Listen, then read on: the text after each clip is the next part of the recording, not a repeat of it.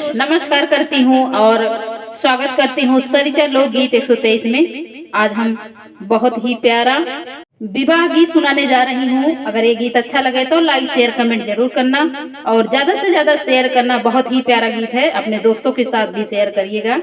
लीजिए आप लोग सुनिए और आनंद लीजिए इस गीत का।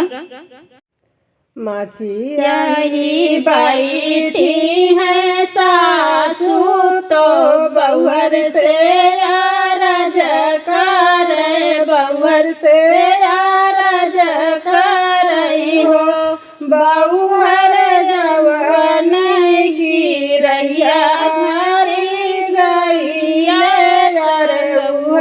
रहिया दे तू बता। सासू जवाने की रहिया हरी मोरा गईले रहिया दे तू बता। हथवा के लिहू बहुहर तेलावा कौआ ढोली अरे घैया ढोली पन बहुहर पतरी डगर धरे जाती तो तोरा हरी मालिनी वो सर। अरे तोरा हरी मालिनी वो सर। एक बना गईले दूसर बनाया तीसरे बनाना तीसरे बनानो। लेते न मोरे प्रभु तेलावा कहुआ रे माँ घैया ढोली बनवा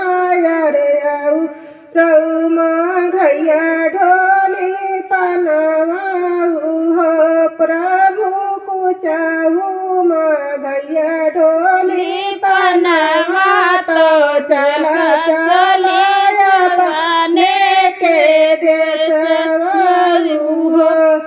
एक दिन रहली सोई दिन तीन दिन तीन दिन हो। एक दिन रहली दुई दिन तीन दिन हो। घोड़वा तो बागे वही घोड़ा सरिया हरिया लवंगिया है डरिया हाथिनिया लवंगिया के डरिया। अपना तो सुने प्रभु मालिनी के कोरवा तो मालिनी ढेरिया बेलिया डोला तो मालिनी ढेरिया बेलिया डोला हो। ऊपर ही जाऊ मोरी धनिया तो नीचवा पर गनाई धारू तो नीचवा पर गनाई धारी हो। पतरी ढगर धरे जाऊ मोरी रानिया यार तबई हो गई कंता तोहर। नीचवाई जब मोरे प्रभु तो ऊँचवा पर गनाई धरब तो ऊँचवा पर गनाई धरबई हो। प्रभु पतरे छयलवा नजर भला चितई बनौ जे हो कंता हमर। प्रभु पतरे छयलवा नजर भला चितई बनौ जे हो कंता एक गीत सुनिए और फिर मिलती हूँ अगले वीडियो में, तब तक के लिए बाय बाय।